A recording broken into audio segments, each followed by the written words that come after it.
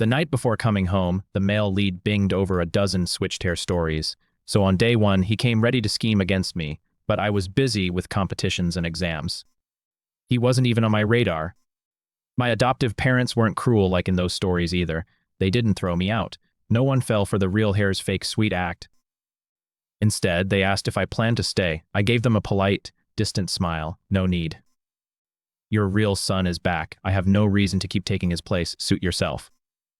Victor's three curt words left the choice to me. Julian looked concerned. Ethan, you're leaving so suddenly. I only came back because I missed Mom and Dad. We can all live together. Mom, Dad, I really don't mind. He played the generous saint, but I dodged his outstretched hand. Then I turned and went upstairs. I'll pack some clothes and have a friend pick me up. Julian stayed behind, turning puppy eyes on Diana. Does Ethan hate me? Enough. Drop the act. You just met. He had your identity and status for over a decade. If you want something, say it. No one buys the loving brother act. It gains you nothing. Victor wasn't pleased either. Starting tomorrow, etiquette lessons begin at 8 sharp. Julian froze. Why? This wasn't how it was supposed to go. I came back down with only a backpack. It held my essential documents. I left without looking back. Julian really thought the Sloanes were worth coming home to. The father wasn't a father. The mother wasn't a mother. Even blood was just a tool for wealth and status. I only hoped he'd survive those lunatics for a while. In class, Julian stood proudly at the front. Hello, everyone. I'm Julian Sloane, the Sloanes' biological son. No one reacted. Julian, take the MTC seat in the back row. Thomas bluntly cut his showboating short, denied the awe and praise he'd expected. Julian clenched his jaw. He stepped down and came straight to my desk. The seat has better light. Move. I leaned back and looked up with a faint smile. Julian, read the student handbook. Seats are assigned by student number. Julian stiffened. I'm nearsighted. I couldn't help smiling but said nothing. Thomas would stop him for me. Julian, school rules require assigned seating. If your eyesight is poor, get a note from the school clinic, then I'll move you. Julian shot me a vicious glare and headed to the back. Our first class was economics. Brutal. Everyone was groggy and half asleep. Only the bell snapped them awake. They quickly broke into small groups. They talked about break and the latest business trends. Brooke sat on the desk behind me. She leaned over and handed me a printed proposal. Ethan, fresh off the press proposal. Take a look. I sighed. I told you this project won't work. You've revised it 3 times, still not giving up. Still, I opened it and skimmed through. My close friends gathered around and started chatting. Seeing how well we all got along with no one shunning me for no longer being a Sloane, Julian clenched his fists. This should have been his circle, his place. I'm the real Heir. What's wrong with these people? They ignore me and suck up to Ethan instead. Julian's expression turned dark, his nails nearly dug into his palms. He got up and stopped at my desk. Ethan, I hear you're top of the class. I've never studied economics.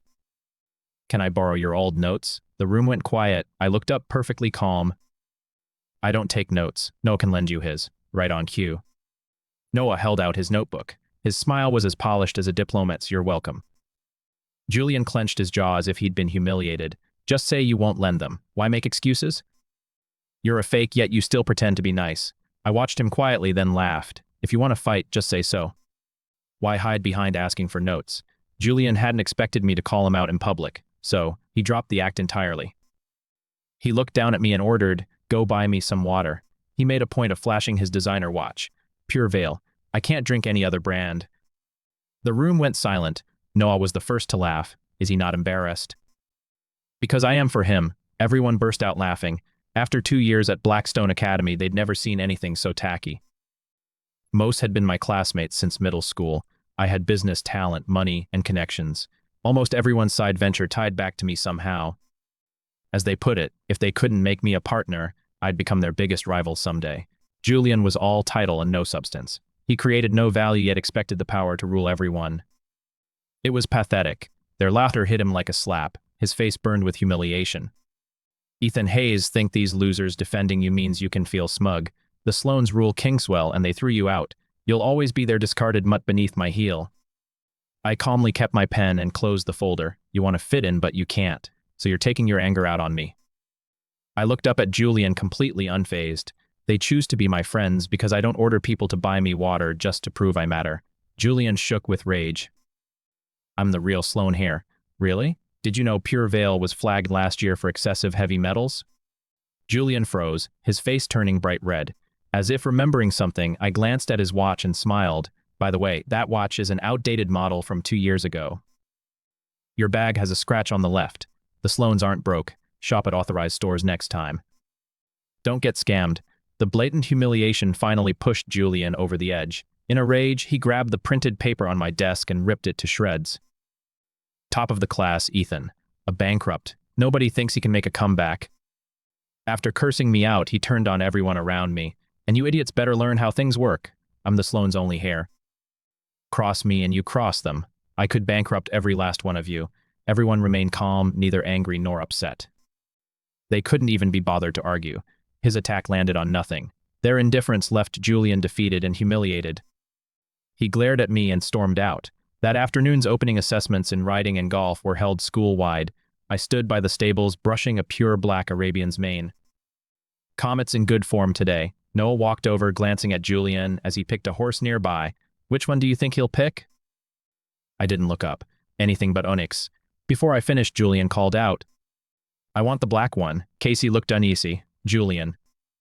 Onyx is too wild for a beginner. Julian proudly stared at the black stallion, imagining how good he'd look racing across the field. I want to try. Maybe I can handle him. Casey tried to object, but I set down the brush and walked over. Onyx was picky about riders. As I approached, he pawed the ground. Keeping my distance, I gave Julian a friendly warning. Julian, be careful if you ride Onyx. Julian spun around, fury blazing in his eyes. Shut up, I don't need fake concern from a fraud. I watched him for 2 seconds, then chuckled. Fine, give it a shot. I stepped back and gestured for him to go ahead. A triumphant smile flashed in Julian's eyes. He eagerly stepped into the stirrup. Onyx reared, throwing Julian before he was even seated. He landed in the mud, grass clinging to his styled hair. Gasps erupted, quickly turning into muffled laughter. Julian flushed, digging his nails into his palms. He looked up at me with a flash of hatred, then quickly put on a wounded look. Ethan, did you make the horse throw me on purpose? I didn't answer. I walked over and stroked Onyx's mane. He lowered his head at once. The contrast was obvious. Julian's face shifted from pale to livid. He jumped up and faced the watching students. You're all picking on me because I'm new. I ignored him, mounted, and squeezed with my legs. Onyx walked toward the open field. Noah rolled his eyes, mounted Comet, and followed. The assessments went class by class.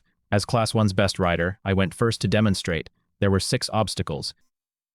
Under my lead, Onyx flew through the course like lightning, finishing in a record 45 seconds. On his first ride, Julian clung to the reins. No matter what he did, the horse wouldn't move. He scored 0. Next came the golf assessment. For Noah, Avery, and me, golf was a regular pastime. We passed easily. As for Julian, he sent the club flying with his swing. Back in class, Julian approached my desk with a cold smirk. He suddenly knocked my tumbler to the floor. The sleek insulated tumbler hit with a dull thud. It dented instantly. Julian feigned surprise, though malice filled his eyes. Oops, my bad. That tumbler looks expensive. I stared at it. Chloe had given it to me. It regulated its own temperature so cold water wouldn't upset me in winter. I slowly looked up. My gaze ice cold. 28 grand. Cash or transfer? 28 grand for a stupid cup. Who are you trying to scam? You must be broke and desperate. You still think you're some big shot heir. Exactly. Julian is the real Sloan heir. A fake like you has no right to act superior. I ignored them and picked up the tumbler. My thumb brushed over the dent. The room fell silent. Everyone felt the pressure in the air. Then I spoke. Mason, last month you begged me to connect your father with the Cresview project. If I recall, the contract isn't signed yet. My stare rattled Mason, but he quickly steadied himself. You're just a fake. The Sloans already threw you out. Why are you still acting like an heir? I said nothing more. I took out my phone and searched my WeChat contacts. Then I sent 2 messages to the Cresview project lead. Noah glanced at Dylan, who stood behind Julian with his head down, saying nothing. He frowned in confusion. Dylan? What are you doing over there? Dylan stiffened his neck. A wise man picked the winning side. Don't blame me, Ethan. In other words, he was joining Julian's little entourage. I only smiled. I never interfered with other people's death wishes. Julian gave a smug laugh. See that, Ethan? They'd rather obey my every command than say one word for you. That's what status looks like. You're broke and powerless. What do you have to brag about? Just then, an angry voice came from the door. Who's running their mouth? The air froze as everyone turned toward the voice. A girl with striking blonde hair stood in the doorway. Her knife-sharp gaze swept over Mason and Dylan. She looked at them like they were filth. Then she set a pastry box on my desk. She looked at them like they were filth. Then she set a pastry box on my desk. The motion looked rough, but she took care not to damage the box. Go get your brains rebuilt. They're clearly empty. You love being lapdogs, go guard the school gate. At least you'd get paid for work you're qualified to do. When she turned to Julian, her disgust deepened. Her frown could have crushed a fly. You look born to lose money. If you're blind, see a doctor. Quit spewing crap and ruining Ethan's mood. Julian stared wide-eyed at the sudden attack. His face instantly turned red. I chuckled and slowly unteed the ribbon on the box. I took a bite of red bean cake and looked up at Riley. A knowing smile filled my eyes. Not bad. Golden Hearth Confections.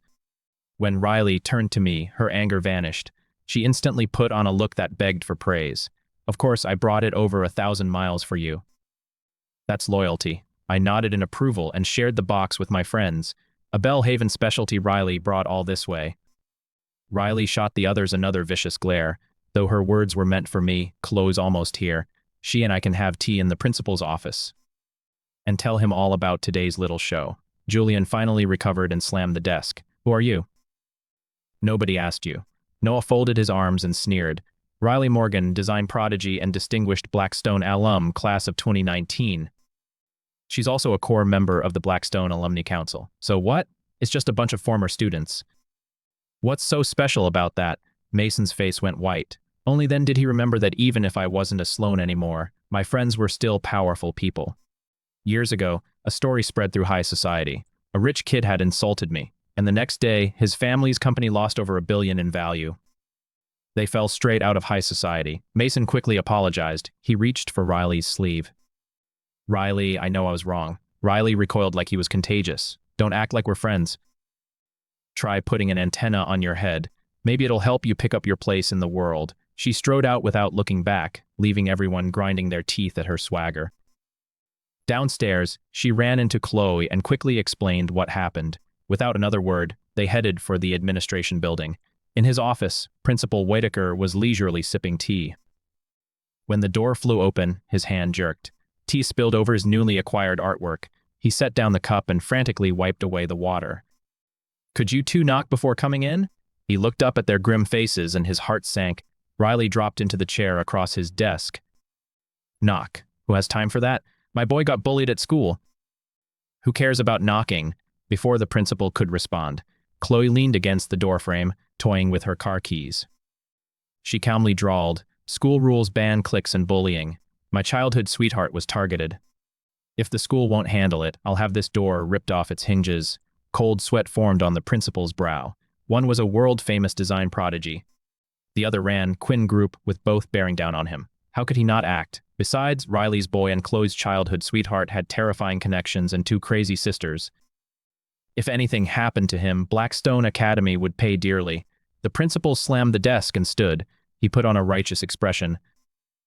Such appalling behavior. Just leave it to me. I'll discipline every student involved in the bullying and give you a satisfactory answer. Meanwhile, Julian was still baffled in the classroom. She's just an alum. What's so scary? He frowned at the terrified Mason. Why are you shaking? Pathetic. Since he couldn't boss me around, he decided to bully someone else. He glanced at the cowering Dylan and ordered, "Go buy me an ice-cold Coke." Now, Dylan pressed his pale lips together and hurried out. Before class even began, the school announced disciplinary action against Julian, Dylan, Mason, and the others. The announcement repeatedly stressed that cliques were forbidden along with ostracizing and bullying classmates. Julian was stunned. What? I got disciplined on my first day. I'm a Sloan here. I got punished just for breaking Ethan's tumbler. Is everyone at this dump blind? Julian's little clique fell apart almost as soon as it formed. Amid the crowd after school, I immediately spotted the striking Grace Hayes. Sis. Our voices overlapped. I turned toward the sound. Julian was beaming as he ran toward Grace. At the sight of his bright smile, Grace was suddenly torn. Julian didn't notice. He kept smiling. Sis, I really miss going to and from school with you, but since transferring to Blackstone, my classmates don't seem to like me. They only hang out with Ethan. His smile faded as his eyes turned red. He made it sound like I'd led everyone in shutting him out. Grace caught his meaning. Thinking of her time with me these past few days, she blurted out a defense. Ethan isn't like that. Hearing her defend me, I smiled and walked over. I didn't know the Sloan heir went around claiming other girls as his sister. Or do you just enjoy stealing other people's sisters? The moment Grace saw me, her gloom vanished and she smiled. Without another glance at Julian, she got on her bike. Ethan, let's go home. My eyes flickered and a soft smile slowly formed. I climbed onto the back of the bike. Yeah, let's go home. Watching us leave, Julian's eyes burned with jealousy. He clenched his fists, his breathing growing ragged. Only after we disappeared did he turn away bitterly. He got into the chauffeur luxury car he'd always dreamed of. Who cares about Grace or the Hayes family? They're all broke. I'm the Sloan here. I'm the one at the top. I won. I wrapped my arms around Grace's waist and settled in behind her. Then I quietly told her what happened at school. Grace was silent for a long time. Julian has changed so much. Do you know why our family went bankrupt? I murmured. Yes, of course I knew how absurd the real reason was. Julian always blamed our bankruptcy on Owen being reckless. He said Owen was always running off. After we went broke, Owen was under a lot of pressure. Julian kept tearing into him. Owen never fought back. He just took it, Grace growing somber as she reached the worst part. Later, Julian's temper kept getting worse. One time he even hit Owen. I tried to protect Owen and Julian shoved me. One time he even hit Owen. I tried to protect Owen and Julian shoved me. I hit my head on the wardrobe and got a concussion. Final exams were close. I got out in time to take them, but I did much worse than usual. Mom and Dad talked to my teacher about having me repeat senior year. I'd never planned to ask Grace about it, probably because I'd never cared before. After hearing her out, I pressed my lips together and asked, "Don't you hate Julian?" I never blamed him. Family shouldn't hold grudges. None of us thought he'd cut us off so completely. I watched her back and felt her sadness. Betrayal from someone you love hurts the most. Julian doesn't look like a biological Sloan, but his personality definitely fits the family. Not one Sloan is normal. The three-story European-style Sloan manor stood halfway up the hill. Julian stood before its wrought iron gates. He gazed at the mansion, a symbol of wealth and status. The resentment inside him slowly faded. With a smug smile, he walked inside. The moment he entered, he arrogantly ordered Margaret around. "Why are you standing there?" "Go make tea." "Yes, sir." Margaret hurried quietly toward the kitchen. Ever since the real Heir returned, whenever Mr. and Mrs. Sloan were out, every servant in Sloan Manor walked on eggshells. Julian was picky and short-tempered. At the slightest frustration, he'd at least start smashing things. Everyone walked on eggshells. Julian was picky and short-tempered. At the slightest frustration, he'd smash things or scream in their faces. Margaret sighed as she made the tea. Ethan was picky too. If the tea was bad, he'd ask us to replace it. If he disliked a dish, he'd have it remade. But he never insulted us. But the real Heir smashes cups and plates. He looks at us like we're bugs, like we're not paid staff, but slaves seeking abuse. Julian's angry voice rang from the living room. "Is it still not ready?" Margaret's hand shook, nearly knocking over the cup. She quickly finished and carried the tea out. Julian lounged on the leather couch. His fingers tapped the armrest impatiently. He took the cup from Margaret and had a small sip. The next second, he hurled it at her feet. "What is this garbage? It tastes awful." Margaret instinctively stepped back, but the scalding tea still splashed her hand. Her skin instantly turned red. She gasped in pain, but didn't dare cry out. "I'm sorry, sir." "I'll make another pot." She crouched down, trembling as she picked up the shards. A deep male voice suddenly came from the stairs. "What's all this noise?" Julian stiffened. He looked up and went pale. Victor stood there in a sharp suit, descending the spiral staircase with a dark expression. He walked up to Julian and slapped him. "Look at you. You don't act like a proper Heir at all. You caused trouble and got disciplined on your first day. You've disgraced the entire Sloan family." Julian held his cheek, his eyes turning red. "Dad, they started it." Before he could finish, Victor backhanded him. The blow landed hard on his other cheek. "Don't talk back. We let you stay, not humiliate us." Julian stumbled. He opened his mouth, but didn't dare argue. He'd already seen how cold and heartless this family was. To Victor, the Sloan name and reputation mattered more than anything. Julian was only a puppet. He had to behave and follow orders. If he wanted a peaceful life, Walter enforced the family discipline. Teach him some manners. Walter nodded respectfully. Yes, sir. Julian trembled all over. Unlike the icy Sloane Manor, the Hayes apartment felt warm and cozy. Our whole family crowded around the table, happily eating together. We passed food around with everyone offering the 2 drumsticks to each other. Mom smiled and put a chicken wing flat in Grace's bowl. Lily and I each got a drumstick. Kids get drumsticks, adults get wing tips, and those in between get flats. Grace seemed happier than usual. Maybe seeing Julian again finally gave her closure. Thanks, Mom. I looked at the drumstick that finally landed in my bowl. Thanks, Mom. Looking at the drumstick in my bowl, I felt a warmth inside. Mom, Dad says, beauty and hair care. Have you ever thought about opening a shop? Mom quickly waved the idea away. No, I only know the basics. Couldn't run a shop. Starting is always the hardest part. You can build it slowly.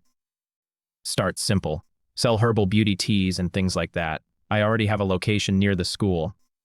Customers won't be a problem, but the rent and utilities, don't worry about that. I'll handle it. I've been looking for a new investment anyway. I'd rather invest in you. I'll take 60% and you get 40%. I think it's a great idea, Mom. Ethan believes in you enough to invest. He trusts your skills. Don't you trust yourself? Mom took a deep breath. Okay, I'll do it. I can make it work. Good. I'll give you the address and keys. Go take a look when you can. I'll have someone handle the business license. It should take about a week. I moved fast and called in a favor. The license would be ready in days. I don't waste time. That night, I showered, locked my bedroom door, and lay down. I checked our lively class chat and scrolled through the messages. They were mostly complaining about Julian. I messaged Riley privately. When are you leaving? Let's grab dinner. She replied almost instantly. Great, you're awake. I seriously think something's wrong with Julian's brain. Guess what he just called to tell me? He called me low class. The guy's barely human himself. Then he tried using the Sloanes to scare me. Does he think they're royalty? Diana and Victor must be crazy too. They threw you out for that idiot. They love weighing the pros and cons. How they botched this one. The funniest part. Right after Julian's crazy call, I got an invitation to the Sloanes' homecoming banquet. Should I go put him in his place? I chuckled at the last line and replied with one word. Childish. Of course, Riley wasn't the only childish one. The next morning, we met Avery at the school gate and discussed the invitation. Noah put an arm around me, looking perfectly righteous, but his face showed pure delight at Julian's misery. Of course, we're going to the Sloane banquet. It's too good a show to miss. I'll live stream the whole thing for Ethan. Avery knew her childhood friend's personality well. You're not planning to crash it, are you? Those are the Sloanes. If you offend them, your parents will skin you alive. I won't need to do anything. Once the 2 Sloane sisters hear about the banquet and learn Ethan left, they'll definitely come back and wreck it. Avery raised a brow and gave me a pitying look. You're doomed, Ethan. I glanced at her. Could you wish me some luck for once? Back in the classroom, Noah pulled a blue award certificate from his backpack and placed it on my desk.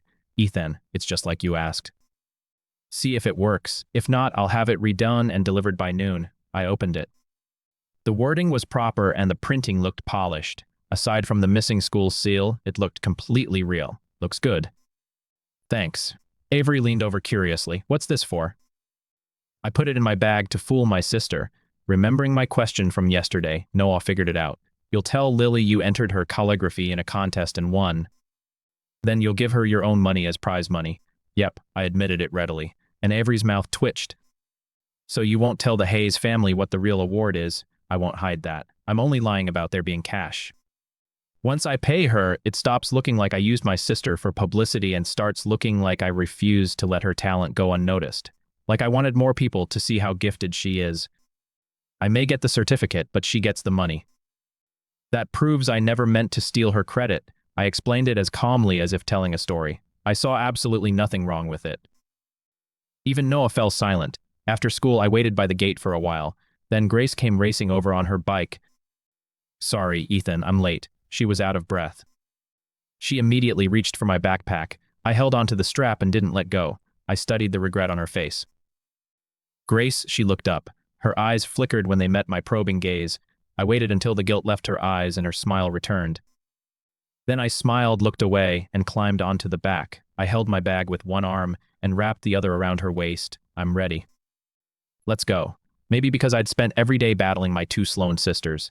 Having a kind biological sister like Grace made me want to be closer to her. Dad didn't finish driving until 7 Mom had spent all day sourcing supplies for her new shop. Neither had time to cook, so they took us out for a big dinner. Mom gently asked, "Ethan, do you like hot pot?" I shook my head. I haven't had it much. The only time was at Noah's birthday 2 years ago. We ate at a hot pot place he'd opened. The food was good, but the prices weren't exactly affordable. And rich people rarely go out for hot pot, so it closed after 1 month. I hadn't had hot pot since.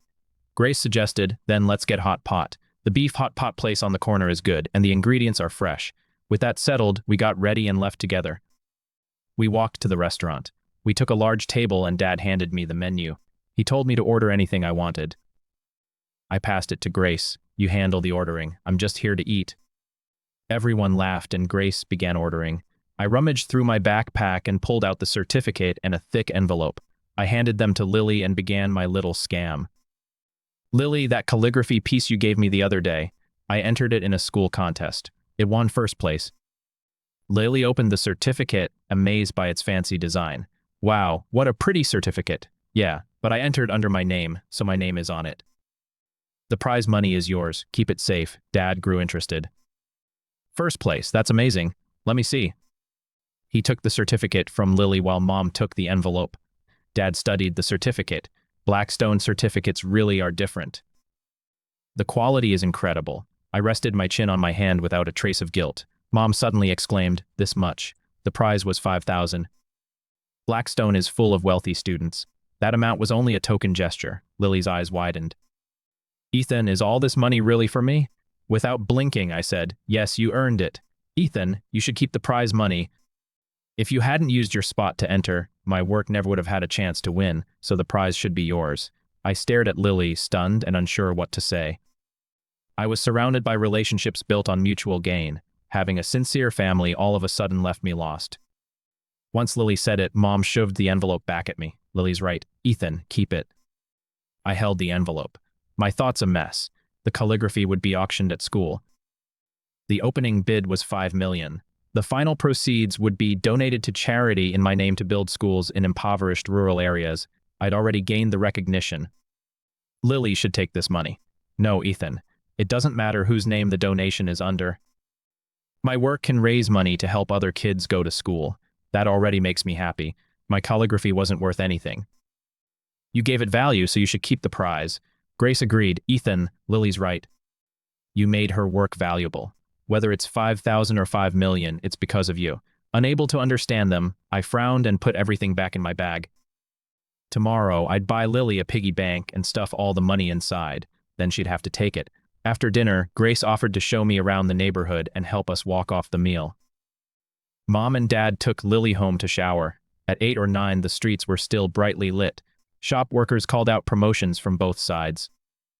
Grace suddenly turned to me. Her eyes were warm. "Ethan, we're family. You don't have to keep score on everything. That certificate wasn't from your school, was it?" My heart skipped.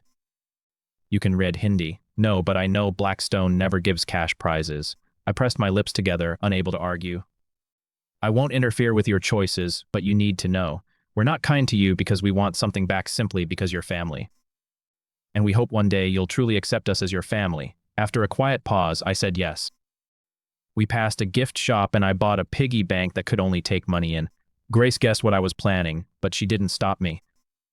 After buying it, we sat in the corner of a boba shop and folded the 5,000 into the piggy bank, bill by bill. As I folded the bills, I casually asked, "Grace, what do you want to major in?" "Law, maybe." Grace answered quickly, though she sounded unsure. I stopped and gave her a long, thoughtful look. "Law has a future. No matter how advanced technology gets, people will always need lawyers, and the pay is good. But I don't think it suits you," Grace chuckled. "Then maybe I'll major in education and become a teacher. I think your students would bully you." Grace couldn't stop laughing. Back home, Lily was doing homework at her desk. Suddenly, a ceramic piggy bank appeared beside her. She turned and looked up at my smiling face. Her eyes were full of confusion. I leaned against the wall. "As for you, money only goes in. It won't come out. I already put your $5,000 in prize inside. You can put your gift money in there too. If there's ever an emergency and you need money fast, then you can smash it open." Lily blinked innocently. "What's an emergency?"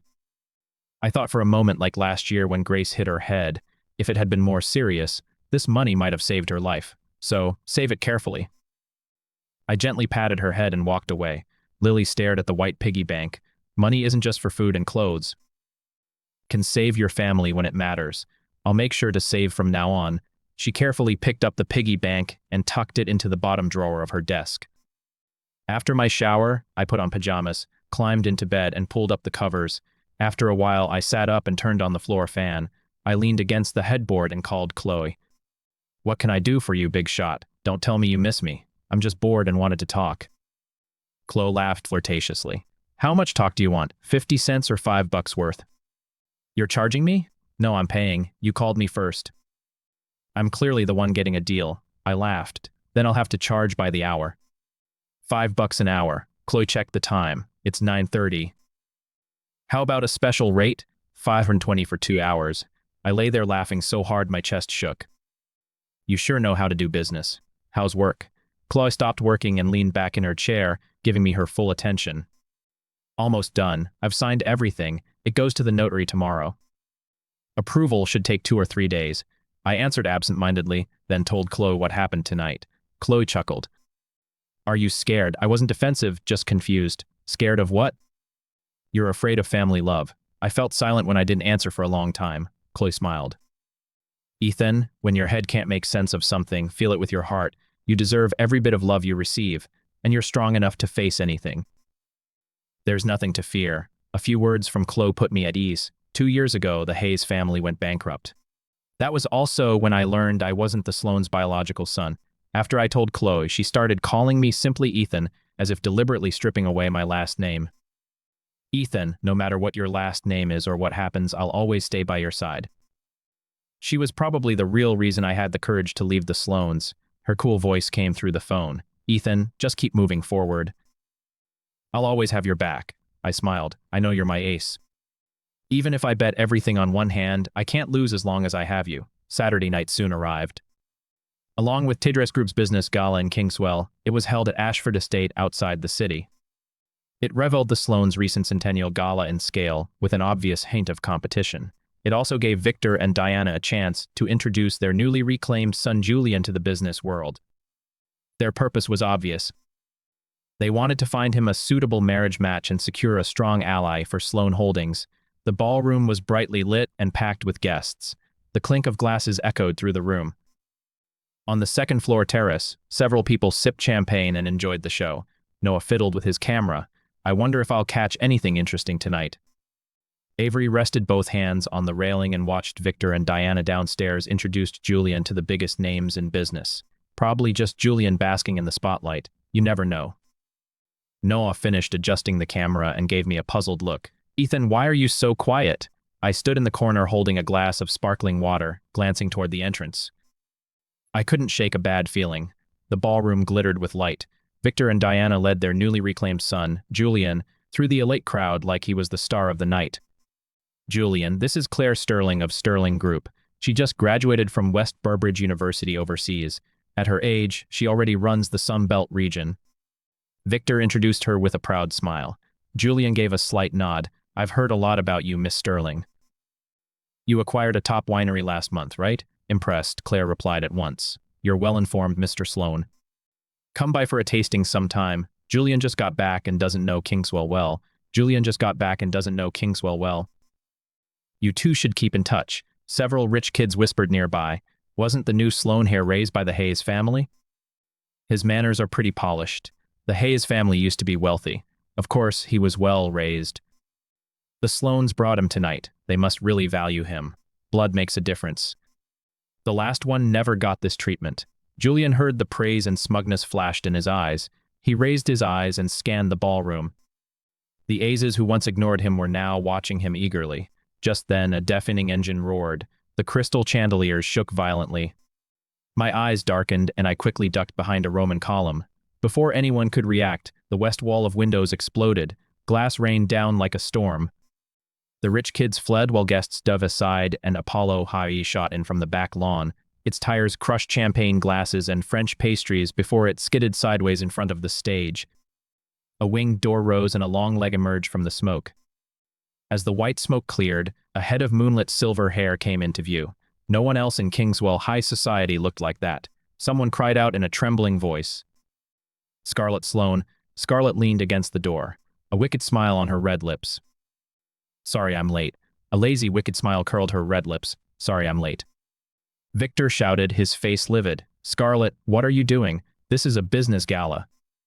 A vicious glint hid behind Scarlett's smile. So what? Use this gala to introduce my biological brother.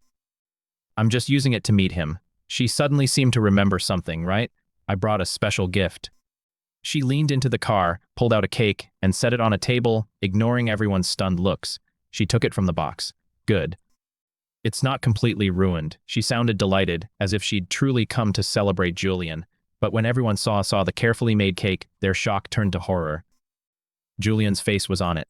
Strawberry sauce made his neck look like a bloody mess. Scarlett held the cake out to Julian. I made it myself.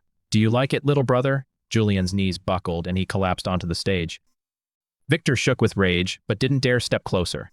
Scarlett, what the hell is wrong with you? Still holding the cake in one hand, Scarlett hurled it at the untouched champagne tower. The last tower crashed down. She strode over the shattered glass, climbed onto the car roof, and pulled out a stack of photos. Her red lips curled into a sinister smile. Crazy. You haven't seen crazy yet. She tossed hundreds of photos into the air. They showed Julian throwing tantrums at Sloane Manor and luxury stores. Some showed his tantrums in luxury stores. Several floated onto the second-floor terrace. They landed at my feet. I looked down, my expression grim. It was all security footage. If Malign had nothing to do with this, I wouldn't believe it. Scarlett jumped straight down from the roof. So, my little brother likes being served by people on their knees. Julian went pale, his voice trembling. Scarlett, you can't fake photos and frame me just because you miss Ethan. You don't deserve to say his name. You're not worth one strand of Ethan's hair. Her voice was as soft as a lover's whisper, but her grip nearly crushed Julian's jaw. Tears streamed from Julian's eyes as he stared at her in terror. Before anyone could react, she ripped off his watch. What are you doing? Julian shouted and lunged for it. Scarlett pulled out a tiny camera and crushed it in front of everyone. Ethan outgrew tricks like this years ago. Victor's expression grew even darker. He slapped Julian across the face. Explain yourself. What is this? Julian clutched his burning cheek. Dad, that isn't mine. Victor slapped him again, his hand trembling. You're still lying. Scarlett leaned against the car with a faint smile.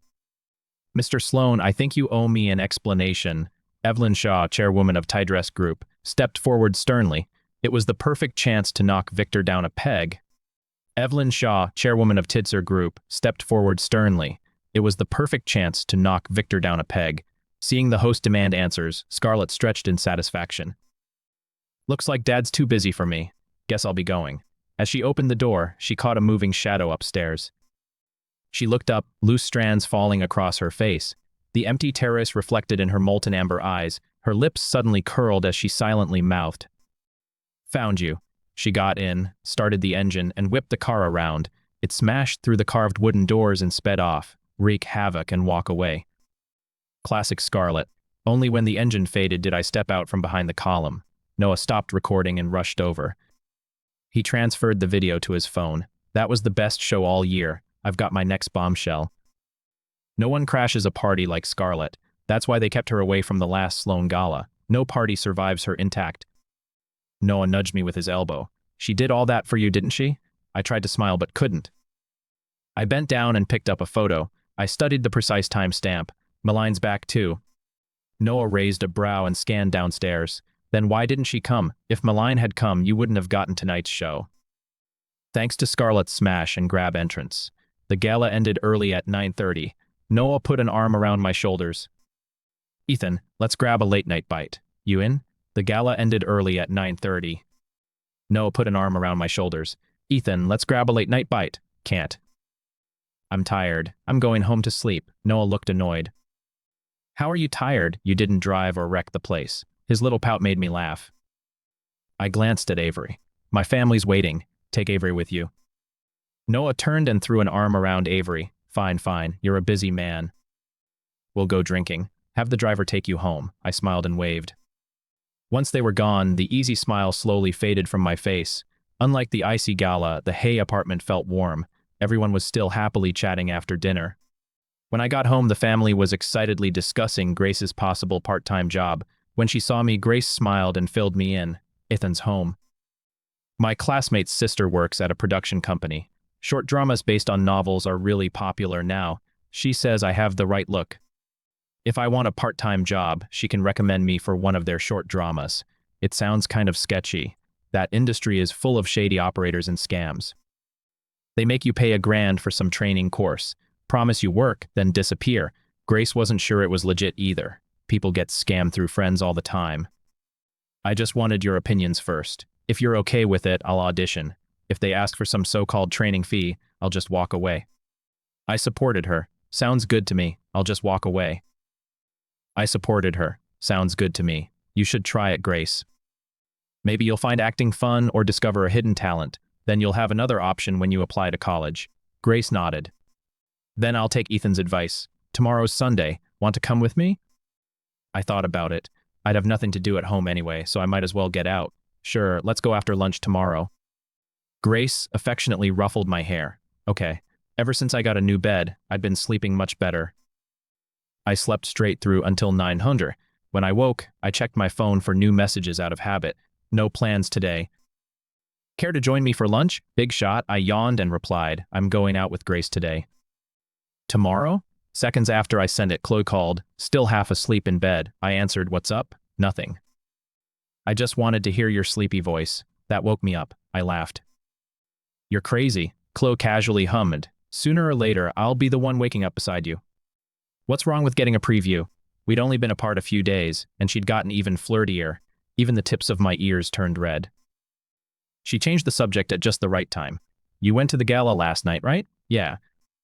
Scarlett loves that car more than life itself. Yet she drove her favorite supercar straight inside. That gift cost her dearly. Chloe's lips curled. Do you think that gift was for Julian, or was it for you? I choked. No thanks. That's too much for me. Or was it for you? I choked. No thanks. That's too much for me. Scarlett put so much thought into that. Surprise, but you don't sound very pleased. My lips twitched. I made no effort to hide my disgust. She's certifiable. Let those two lunatics be crazy together. Not one Sloane is normal. Let's have lunch tomorrow. There's something I haven't been able to figure out. I want to talk it over with you. Okay, I'll pick you up. Be careful today. Call me anytime if you need me. I hung up, plugged in my phone, and went to wash up. As I opened my door, Grace stepped out of her room too. I smiled. Morning. Grace couldn't resist ruffling my hair. Morning. What do you want for breakfast? Buns, soy milk, and fried dough for egg noodles. The tingling touch didn't bother me. I walked into the bathroom. I bet Mom already made breakfast. Grace checked the kitchen. Sure enough, she'd left us a big plate of fried noodles with a toothbrush in my mouth. I mumbled. Lily's not up yet. Grace came in and started brushing her teeth. No, let her sleep in. It's the weekend. We had nothing else planned that morning. After breakfast, we went to our rooms to do homework. Halfway through, my phone interrupted my thoughts. I checked the caller ID and my eyes darkened. I declined it. It rang again and I declined again. Over and over, the caller kept trying. The ringing got so loud that Grace came over from next door to ask what was wrong. She came over to ask what was wrong. I waved her off and answered irritably. Malign, what the hell do you want? An understated Mercedes-Benz sat outside the apartment complex. In the back, a woman sat with her long legs crossed. At last, she heard my voice. Melaine glanced at the woman walking past with groceries. Your birth mother is beautiful. I'm outside your building. Come talk to me or I'll invite her into the car instead. Melaine's voice was perfectly calm, but my heart clenched. Stay there. I hung up, grabbed my keys, and ran out. In under 2 minutes, I changed shoes and raced downstairs. I ran into Mom, so I caught my breath and slowed down. I put on my usual smile. Mom, you're back already? Is the shop all cleaned up? Mom took my hand and said excitedly. While I was cleaning, a few women stopped by to ask what kind of shop it would be. They liked how good my skin looked, so they added me on WeChat and promised to come when we open. I gave her hand an encouraging pat. Of course, you're your shop's best advertisement. Of course, you're your shop's best advertisement. Go rest upstairs, Mom. A friend came by, so I'm heading out. Mom beamed. Okay, I'll go start lunch. Come back soon. I bought your favorite shredded chicken. Then she went upstairs. From the Mercedes-Benz, Melaine watched our entire exchange. When she saw me striding over, she slowly faced forward. Drive. Jordan froze. Weren't we here for Ethan?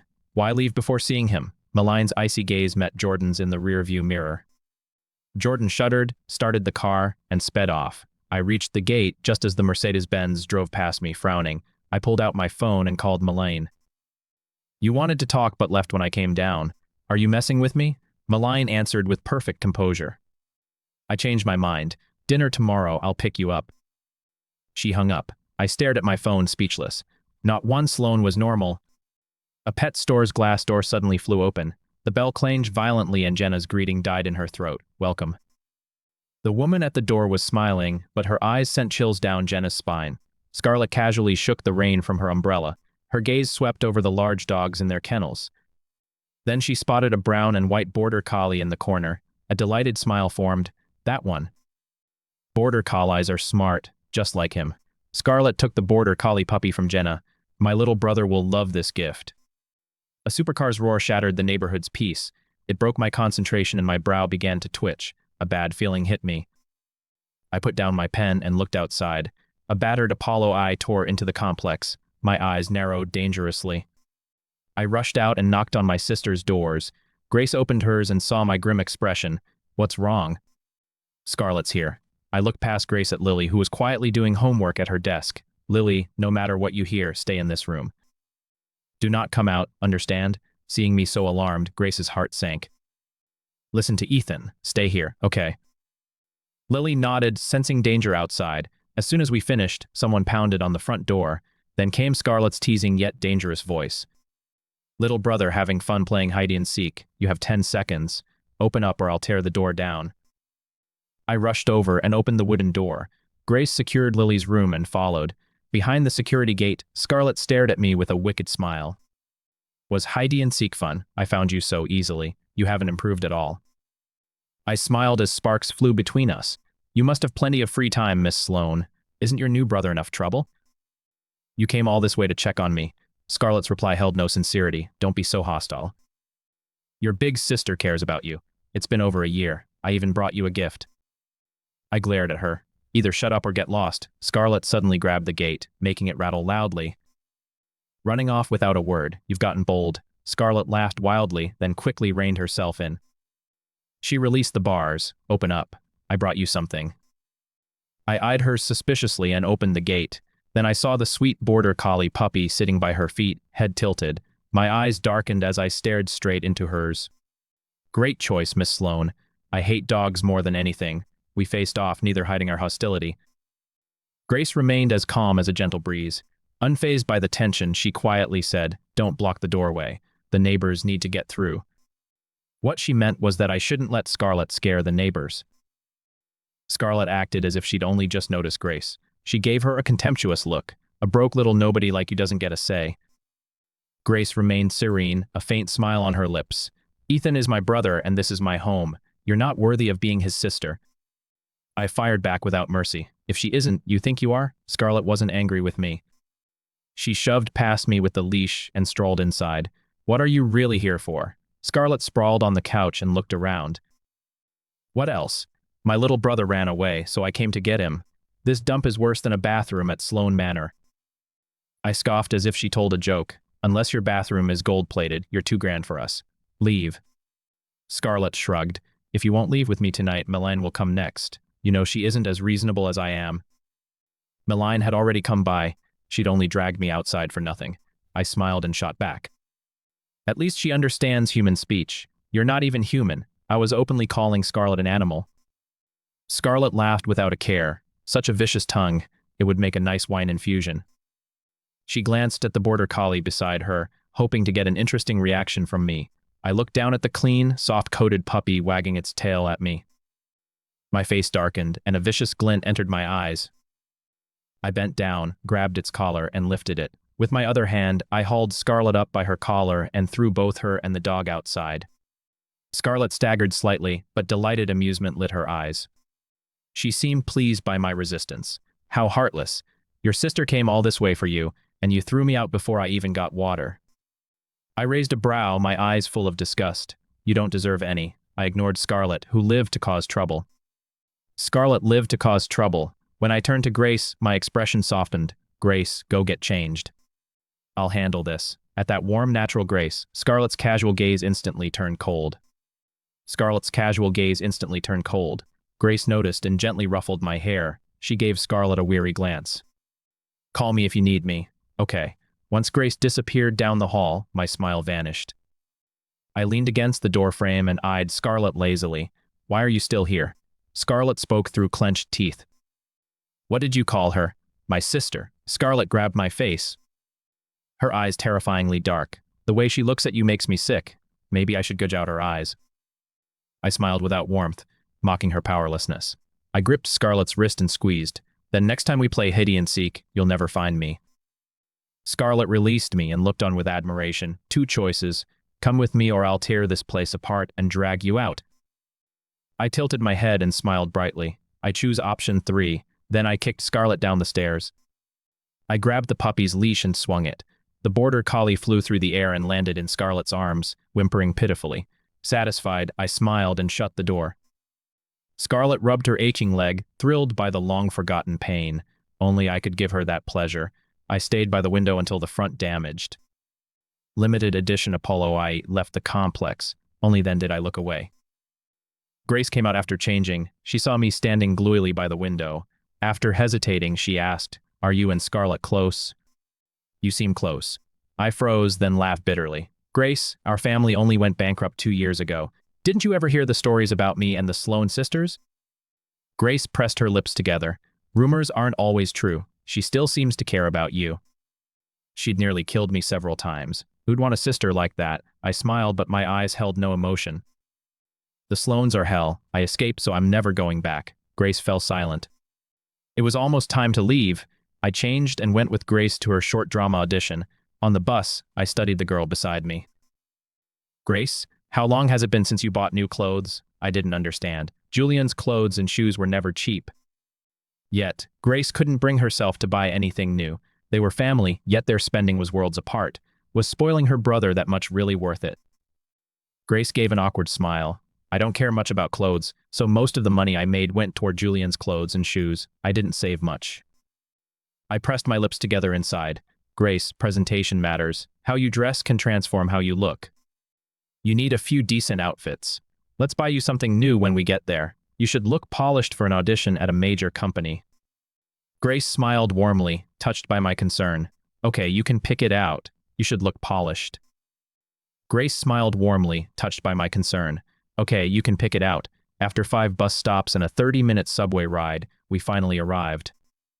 We first found a name-brand clothing store to get Grace a presentable outfit, but before we could find anything we liked, a mocking voice came from the entrance. Well, if it isn't the Sloan here, you used to wear custom outfits worth tens of thousands. Now you're in bargain bin rags. I almost didn't recognize you. I turned, saw who it was, and smiled. You can only recognize people by their clothes now. Caleb, your eyes must be in bad shape. You should see a doctor soon before it spreads to your brain. Caleb flushed with rage. Ethan Hayes, you're not a Sloan heir anymore. What gives you the right to act tough? I gave him a cold smile. If you know I left the Sloans, you should know I'm not a Sloan anymore. Call me their heir again, and Julian may not forgive you. Ignoring Caleb's hateful glare, I took a white embroidered blouse from the rack and handed it to Grace. Try this. It suits you. Grace gave Caleb a wary look. I signaled that she didn't need to worry. She took the clothes into the fitting room. Caleb glared at me. You're bankrupt and it shows. Willow and Thread charges hundreds per item. Can you afford that? Don't try things you can't buy. How will you pay if you stain them? I calmly kept browsing. Whether I have money is none of your business. How will you pay if you stain them? I calmly kept browsing. Whether I have money is none of your business. Get out of my sight. Just wait, Ethan Hayes. You crossed me, and now you're dead. After that threat, Caleb turned and left. Grace emerged in an outfit embroidered with bamboo and white cranes. It perfectly matched her graceful elegance. I smiled in approval. Yeah, it really suits you. Grace looked uneasy. She'd heard everything from the fitting room. She'd also checked the price tag. The blouse alone cost over $400. With pants and shoes, the full outfit would exceed $1,000. I leaned closer and whispered, Grace, you said family doesn't need to keep score. Consider it my holiday gift to you. Grace struggled briefly, then smiled. Okay, once I make money, I'll buy you clothes. I smiled. In her new outfit, Grace looked even more striking. Then, we went to the production company. It wasn't very large. After checking in, Grace followed Mia's directions to audition. I waited outside and studied the company sign, Silverline Pictures. Why did that sound familiar? Mia showed me to the waiting area and brought me water. Have a seat, kiddo. We're producing a new period romance short drama. Casting is strict and over a dozen people are auditioning today. Your sister may be a while. I quietly thanked her. Period drama was perfect. I quietly thanked her. Period drama was perfect. With Grace's outfit, looks and poise, she might land the second female lead on her first try. After nearly half an hour, I heard a familiar voice. You again? I set down my water and turned. It was Caleb again. Caleb's eyes were full of mockery. What are you doing here? Don't tell me you're auditioning. The once adored Heir has to work for money now. You should leave. You'd never get cast. I rested my chin on my hand and watched him with amusement. Is this your company? Caleb proudly lifted his chin. It belongs to my aunt. One word from me and neither you nor your sister will get a role. I paused thoughtfully. So this is your aunt's company. Now that you know get lost or bow and beg me, then I might consider giving you a role. Just as Caleb finished, a middle-aged woman left the office. He immediately smiled and ran over. Aunt Rebecca looked at Caleb fondly. You little troublemaker. Why didn't you tell me you were coming? Caleb pointed at me. Aunt Rebecca, he bullied me. He brought his sister to audition. Don't let someone that arrogant join the cast. He'll poison the set, hearing her nephew had been bullied.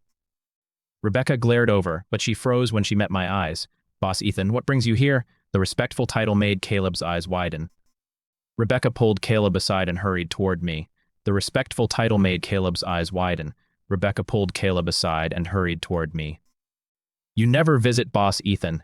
Did you come to see me about something? I calmly sipped my water.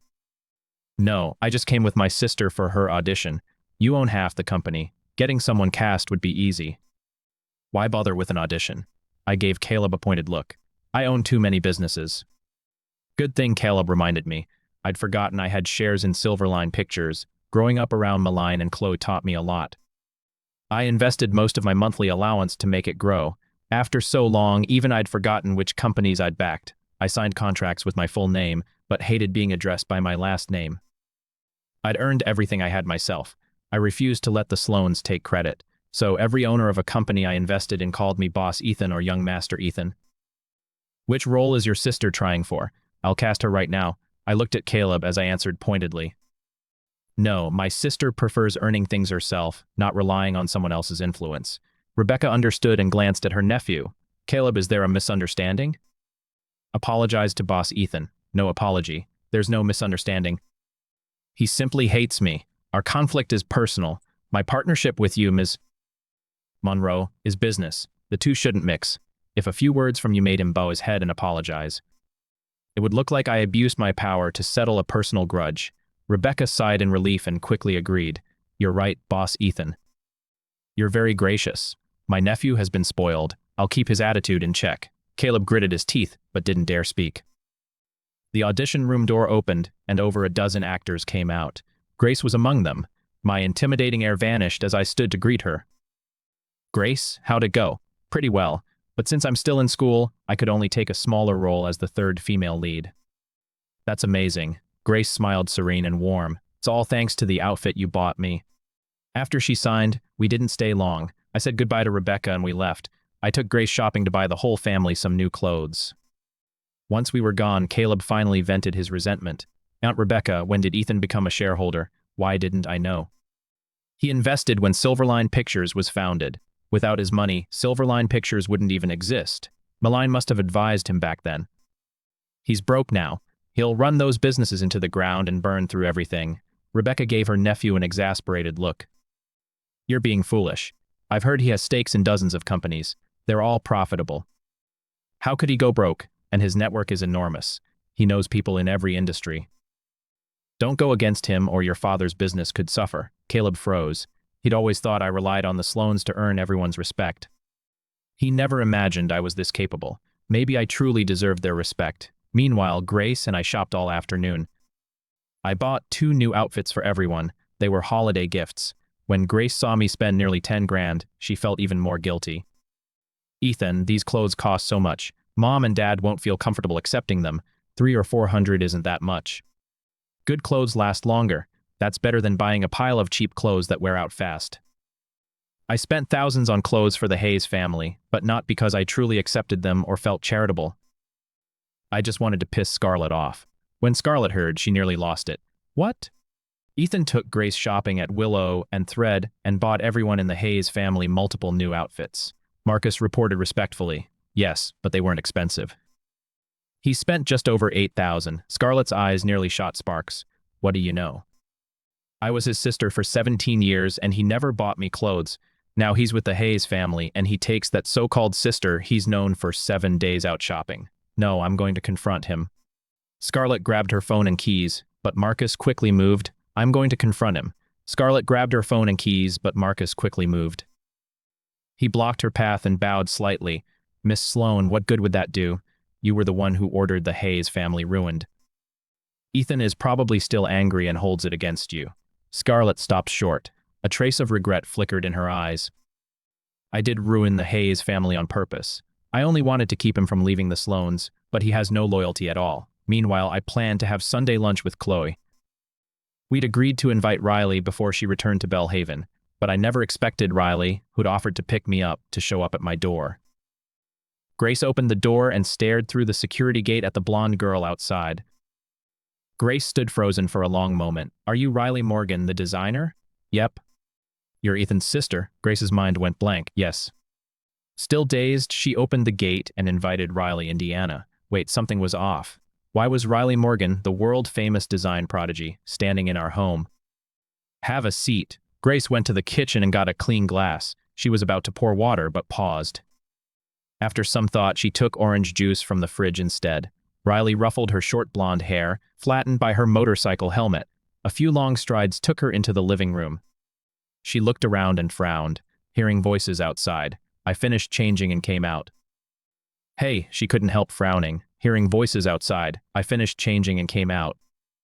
Hey, you're early, Riley sighed resentfully. I'm picking you up. Couldn't make you wait, Ethan, Grace called softly. I turned toward her. Her eyes asked what was going on. Only then did I remember to introduce them. Oh, this is my friend Riley Morgan. She's an interior designer. We're having lunch together. I nudged Riley with my elbow. This is my sister, Grace Hayes. The two girls exchanged a look and nodded in greeting.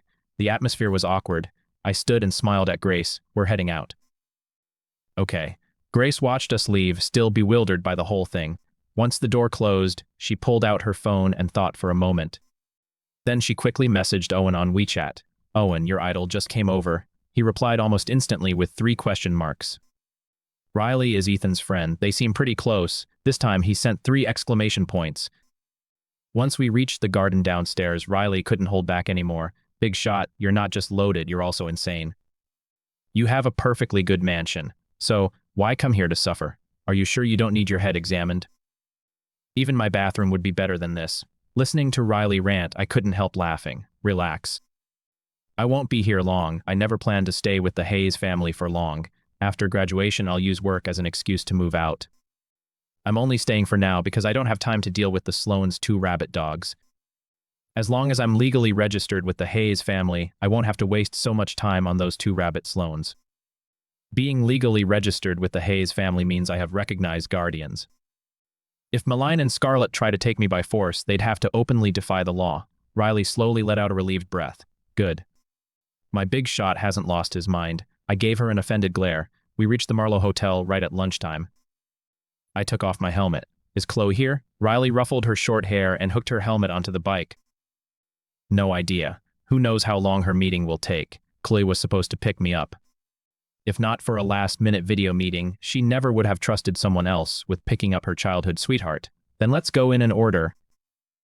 Chloe arrived a little later, but she made it just as all the food arrived. As she passed Riley, she patted her shoulder. Long time no see. Then she took the empty seat beside me. Big shot. You went to your sister's short drama audition yesterday. Was it fun? She meant whether I'd found any new business opportunities. I laughed. It was pretty fun. I got there and realized I'd invested in the company. I don't even remember when I invested. I can't even remember why I backed Silverline Pictures. I only remember Rebecca was my business partner, and I owned half her company. Riley curled her lip in mock disgust. You own so many businesses, you can't keep track. That's impressive even for you. With everyone there, we started eating. Over lunch, Riley ranted to Chloe about Julian's ridiculous stunts. Over lunch, Riley ranted to Chloe about Julian's ridiculous stunts and what she'd seen at the Hayes apartment. She wanted Chloe to talk some sense into me. Why should a pampered young master lower himself to deal with the Hayes family? It wasn't like I cared about family love anyway. I shot Riley a sharp look, silencing her little report. I changed the subject. Something's been bothering me these past few days. I can't figure it out. Let's hear it. I learned 2 years ago that I wasn't the Sloane's biological son, so when Julian showed up at Sloane Manor, nothing seemed wrong, but after thinking it over, Victor and Diana never cared much about me. They'd never suddenly question whether I was their biological son, and the Hayes family had already gone bankrupt. Julian had no way to approach Victor or Diana. So how did he learn he was their biological son, and where did his DNA report come from? Chloe also found it suspicious. The more we thought about it, the Sloanes were already at the top of Kingswell High Society when I was born. They had a private hospital and an exclusive VIP maternity suite. How could their baby get switched with the Hayes families? Someone may have done it deliberately. Riley recalled meeting Julian that day and nodded in agreement. Now that you mention it, Julian doesn't look much like Victor or Diana. Victor isn't stupid. If Julian showed up with a DNA report, Victor would have ordered another test. He definitely would have had it redone. If Julian really is his son, where did Julian's first report come from? If Julian isn't his son, then who tampered with the test? Victor ordered and switched the samples. I don't care whose son I am, and I care even less whether Julian is a real Sloane. But if someone is pulling the strings, then I'm being used as a pawn. And we don't know their real objective. We don't know whether they're targeting the Sloanes or the Hayes family. I don't like being played. Chloe poured me a glass of orange juice. I'll have someone investigate quietly. Find a chance to see what Julian knows. Okay, thanks for handling it. Chloe narrowed her eyes and complained, You're so formal with me now, big shot. I guess you're tired of me after all these years. The love is gone. We're practically strangers now. I glared at her. Miss Quinn, can you dial back the drama? I can't keep up. Chloe feigned heartbreak, making me grin. See, you really have changed. You used to call me Chloe. Then you dropped the affectionate tone. Now I'm Miss Quinn. I playfully swatted the back of her hand. Knock it off. Riley looked speechless. She frowned, feeling like a glaring third wheel. Should I leave? I suppressed an embarrassed smile and returned to the point. I invested the Sloanes $3 million in Tadrest Marine Biotech. Their research institute has DNA testing equipment. I'll find a chance to get samples from Julian and Victor and run another match. Just stay in school and graduate first. Now that you've left the Sloanes, they can't send you overseas after graduation. I'm running all our businesses alone. I'm swamped. Finish school early and help me out. Pursed my lips. The capable ones get more work. Chloe laughed in disbelief. That doesn't make me a damn workhorse. You invest, then dump everything on me. You think I'm some coin-operated kiddie ride? I gave her a few half-hearted responses. When class began, Taylor entered with the textbook. Julian looked at my seat. It was still empty. His lips curled and malice flashed in his eyes. He raised his hand, looking slightly worried. Taylor, class is starting, but Ethan still isn't back. Maybe he skipped because something urgent happened. Hearing Julian's fake concern, Noah rolled his eyes. Taylor, Ethan is at a business meeting since it was for work. Taylor nodded in understanding. Open your books. Today, we're covering sunk costs. Julian's face turned livid. What kind of school lets students skip class? Blackstone Academy was full of wealthy heirs. Most hadn't inherited their family businesses yet, but they already had ventures of their own. Teachers were used to students missing class for last-minute meetings. The school was lenient about it. Blackstone existed to train future heirs. Its goal was to build real business skills, so it couldn't restrict hands-on business experience. Skipping was fine as long as you passed the final. As a newcomer, Julian didn't understand. He assumed Chloe's influence had gotten me special treatment. By the time I returned, it was the third class that afternoon. It was writing class. I changed in the locker room and joined my classmates at the arena. Noah hooked an arm around me. Look who finally came back. What were you doing with Chloe all day? I glanced at Julian and replied meaningfully, discussing a major life issue. We investigated the hospital where Julian and I were born and checked all the medical records. Anything involving my identity and bloodline was a major life issue. Noah misunderstood and looked shocked. You two are dating, she confessed. You finally made it official. Amused, I glanced at him and led my chestnut horse from the stable. What confession? Chloe and I are close confidants. Yeah, right. Everyone knows you've practically promised yourselves to each other. I glared at him. You and Avery are the destined couple. Go find your fiancé and quit teasing me. Destined, my ass. Your sister is more my type, who still does childhood engagements. Avery and I are just brothers. If we really got married, seeing each other every day would make us cringe to death. I was amused and speechless. You only care about looks. Grace is gentle. If you dated her, you'd find her boring. Avery suits you. One heartless, one clueless. Perfect match. Noah protested and tickled my waist. Who are you calling heartless? My bad. I backed away from Noah's attack. Spotting Avery, I quickly called for help. Avery, come control your fiancé. Noah's ears turned red and he stopped. Ethan Hayes, quit talking nonsense. Avery's ears reddened too. She looked down and rubbed her nose. A blood-curdling scream shattered the awkward silence. Julian clung to the reins as his horse bolted wildly. His face was pale and twisted with terror. Casey rode after him, looking for a chance to help. Casey shouted instructions, trying to help Julian regain control. Julian, loosen the res and relax your body. But all anyone heard was Julian screaming. He couldn't relax. His palms were slick with sweat. His heart was pounding out of his chest. Noah stared, his mouth twitching in disbelief.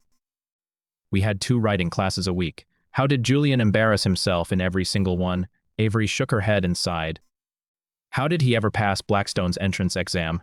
Ethan, aren't you going to help? If he gets thrown, he could dislocate an arm. I shrugged. It wasn't my problem.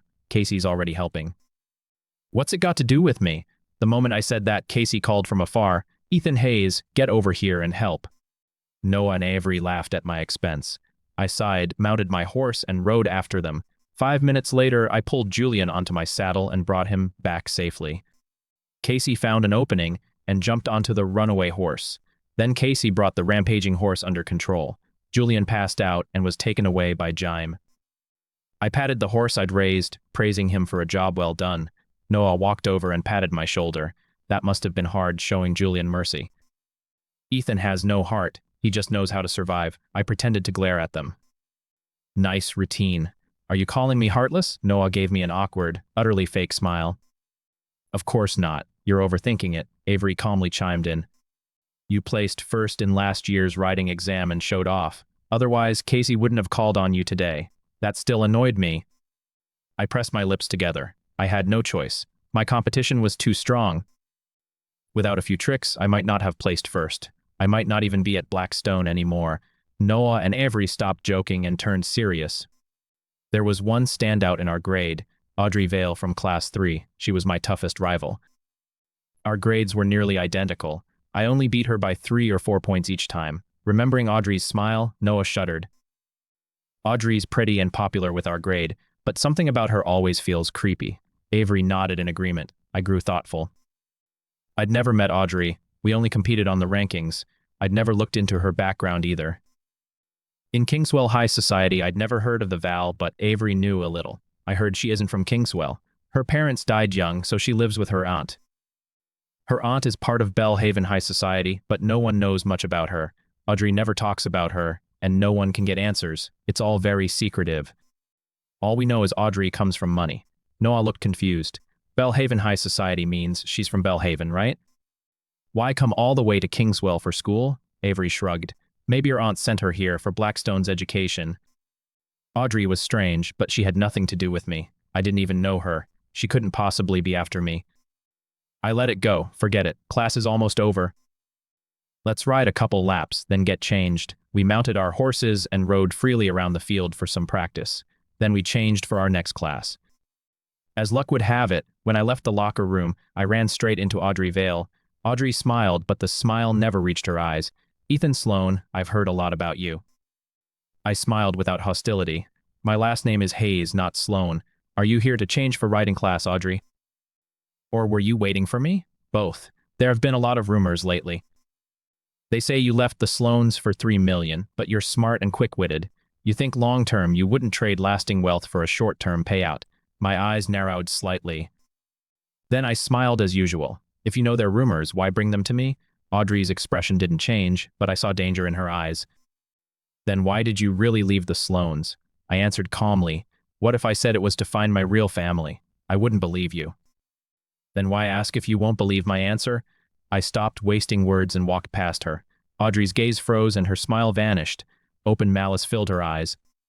I returned to class and sat down. I took a sip of water and replayed our conversation. That was my first face-to-face conversation with Audrey. We'd never crossed paths. I was from Kingswell High Society while Audrey was tied to Belhaven. Our worlds were completely separate. We'd never met outside school. So how had I offended her? Was it because she'd ranked below me for 2 years? That seemed extreme. Thinking back, she'd asked why I left the Sloanes. She seemed deeply interested in the real reason. Someone from Belhaven caring about Kingswell Society gossip made no sense. Did she have a grudge against the Sloanes? But if she did, why come to me? She should be targeting the real Heir Julian. I couldn't figure it out, so I stopped trying. The truth would surface eventually. Noah plopped down on my desk. Ethan, want to visit my winery for a drink tonight?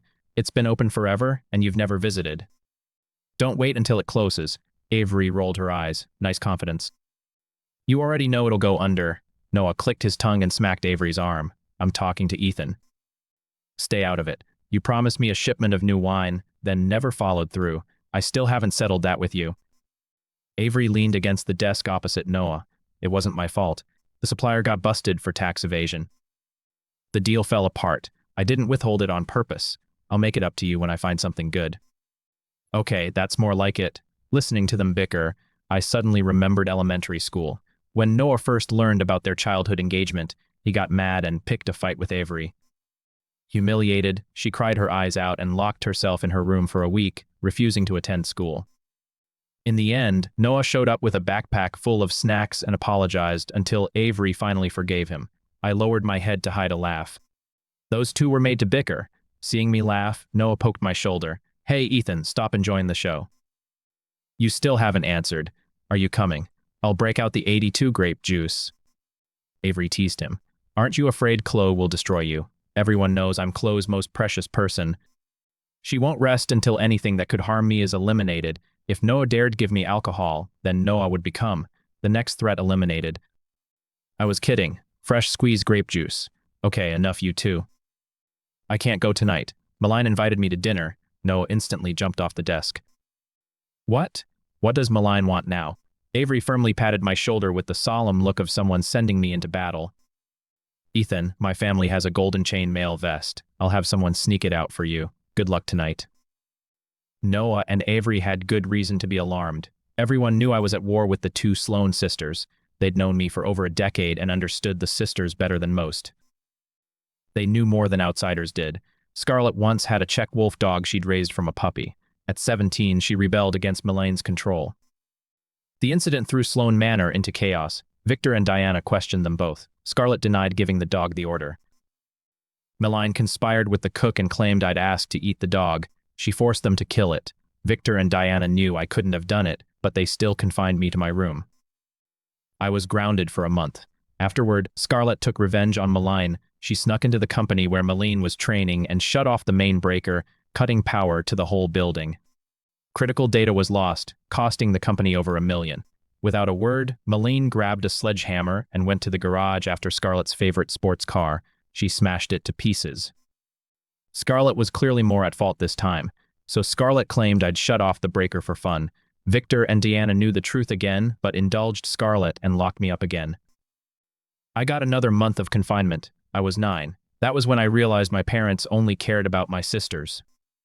Whenever they did something wrong, I took the blame because I meant nothing to my parents. Those incidents also showed me my sister's true nature. One was brutal, the other unhinged. If I wanted to survive growing up, I had to outsmart them both. Noah looked deeply worried. Seriously, if you're having dinner alone with Malign, maybe call the police in advance. She's unpredictable. If you say something she doesn't like, she might just attack you. Avery glanced at Noah. Then why don't you go with Ethan? Didn't you promise Chloe you'd be his personal bodyguard? Noah gasped and shook his head. I can't beat Malign either. I used to think she was gentle. Then someone badmouthed Ethan at a gala last year and I saw Malign the guy. That's why I'm so worried. Relax, both of you. Malign wouldn't actually hurt me. Noah pulled up a chair beside me. I wouldn't be so sure when you're in danger. The Sloan sisters protect you when you're safe. They're the biggest threat. Being grounded was nothing. Did you forget Scarlet broke your rib or that Malign left you limping for 6 months? I rubbed my nose, unsure what to say. Scarlet really did break my rib, but the leg injury wasn't Malign's fault. When I was 12, Malign took me out and a rival sent men to ambush us. Malign didn't have bodyguards back then. She couldn't fight 8 men alone. Luckily, I knew how to fight and wasn't badly hurt. I even dodged part of the blow from the bat. I limped for 6 months, then fully recovered. Chloe personally drove me to and from school that entire time. Chloe later told me Malign crippled all 8 attackers. It was brutal, but that was how Malign avenged me. The thought still scared me. That was why I never liked her much. She was unreadable, vicious, and ruthless. I smiled reassuringly. Relax. I fought them for 17 years. They won't get the better of me. Noah sighed and ran a hand through his hair. Fine. Chloe's in Kingswell too. Call if anything happens. We'll send back up immediately. Dusk fell and school let out. I packed my bag and took a deep breath. I didn't want to deal with Malign, but I had no choice. Couldn't avoid her. When I reached the school gate, I unexpectedly saw that familiar red Mercedes-Benz. For once, Malign got out to meet me. My lips curled. I immediately turned sarcastic. Malign Sloan came personally. I'm honored. She'd learned that Grace picked me up every day, but Grace wasn't here today. Where's that so-called sister of yours? I hooked a finger through my bag strap and answered lightly. You invited me to dinner, so I told her to go home. Malign's gaze chilled, turning dangerous. You're very protective of her. I met her cold eyes with an equally cold smile. I'm wary of you. Our gazes clashed, neither of us willing to back down. Noah and Avery watched from behind a tree, nervous for my sake. The fight looked ready to erupt. They might not even make it to the restaurant. They could start fighting right here. Too far away to hear, Noah whispered. What are they saying? The tension's insane. All they saw was Malign's lips move. 2 lines in, and they're ready to fight. Avery made a suggestion. To be safe, I think we should leave through the back gate. Wow, you're a terrible friend. I'm staying. If Malign attacks Axe, I'll rush in and help. Can you even beat her? If not, I can at least call the cops. Before they could agree on how to help, someone stepped in. Julian ran over in his school uniform. He deliberately squeezed between us and affectionately reached for Malign's arm. Malign, why didn't you come to my homecoming banquet? I've always envied people who had a loving sister. Malign stepped aside, leaving Julian's hand hanging awkwardly. I rolled my eyes. I felt sorry for Grace. She doted on him for over a decade, and now he told someone else he'd always wanted a sister's love, as if Grace had mistreated him. Rest easy. With a sister like Malign, you'll get all the sisterly pain you can handle. I turned to leave. Malign seized my wrist. Did I say you could leave? Her grip made my wrist ache. I tried to break free, failed, and stopped wasting my strength, planning to kidnap me in public. Miss Sloan, you think you can just walk away? Why not? What are you going to do? I smiled.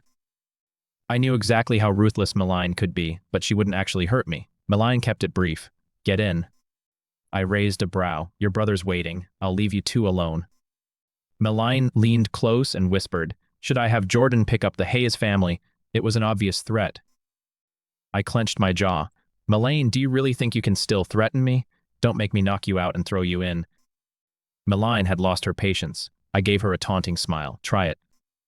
Let's see how much trouble Scarlet gives you afterward. I wasn't the only one at war with the Sloan sisters. They hated each other too, and had fought since childhood. They sabotaged each other, then made me take the blame. Later, I learned to use Scarlet to keep Malign in check and Malign to rein Scarlet in. After that, I never lost again. We both looked calm, but the tension was explosive. Everyone nearby felt the crushing pressure. Julian stood there, chilled to the bone. He cautiously broke the frozen silence. Malign, let bygones be bygones. I don't blame Ethan. You don't need to punish him for my sake. Malign didn't even look at Julian. She dragged me toward the car. Jordan had already opened the back door. I was practically forced inside. Wait. Julian ran over and grabbed the door.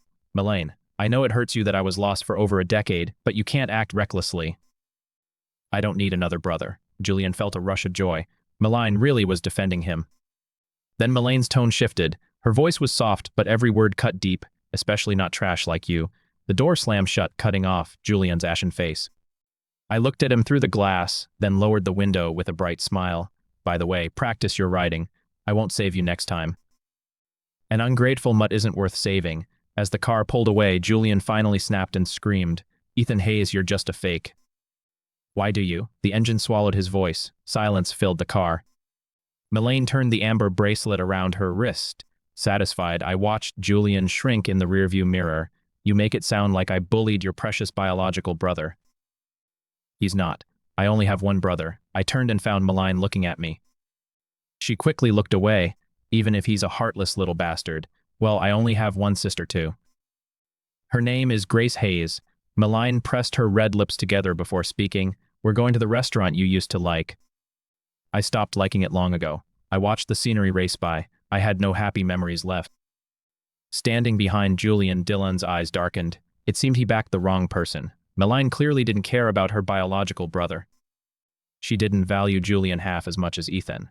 Obeying Julian would never benefit him. In that case, he could seek power outside Kingswell. He'd heard Audrey Vell from Class 3 had lost both parents and lived with her aunt, a wealthy Belhaven socialite who was unmarried and childless. Audrey might inherit the entire family fortune. If he married Audrey, he'd rise to the top overnight. He could also leave Kingswell and escape his family's judgment. She was perfect with his mind made up. Dylan smiled and ignored the devastated Julian. He turned and left through the back gate. Night fell. City lights glittered like stars across the glass walls along with my bored reflection. "You went to all this trouble to bring me here. What do you want?" After years of fighting, I couldn't be bothered to dance around the point with Melaine. "You dragged me out for nothing yesterday, then asked me to dinner today." This clearly wasn't a quick conversation. Melaine sipped her wine and spoke calmly. "Do they treat you well?" I laughed. All this just to ask something so pointless. "Even at their worst, they're better than being a Sloane's son." Melaine's expression didn't change as she set down her glass. She gave no reaction to my answer. Even so, she'd given me plenty of investment advice over the past 2 years, so I'd have enough assets to protect myself. But she never expected me to return to the Hayes family and live with those broke, worthless people. If I put a little effort into the businesses I already owned, I could live comfortably for the rest of my life. Yet I'd gone out of my way to help the Hayes family, wasting time and resources. Melaine got straight to the point. "I'm back for good. If you won't return to the Sloanes, move in with me." I set down my knife and fork and looked up at her. "You think it's the house I hate?" Melaine kept cutting her steak, silent as if she didn't know how to answer. To Melaine and Scarlett, my presence was the only source of fun in that cold, loveless home. Whether we argued, traded insults, or schemed against each other, at least I was a living, breathing person with real feelings. After I left, that house became a factory turning out machines. Neither she nor Scarlett wanted to go back. Even with a new brother there, it was no longer a place they wanted to call home. Deep down, Melaine knew it wasn't just that cold house I couldn't stand or Victor and Diana's heartlessness. It was her and Scarlett too, my two unpredictable sisters. "So, what do you like about the Hayes family?" "That apartment smaller than your old room. Or the people? Do you like having Grace as your sister?" Her question sounded calm, but I heard the anger underneath. I went on guard at once. "If you dare touch the Hayes family, you'll never see me."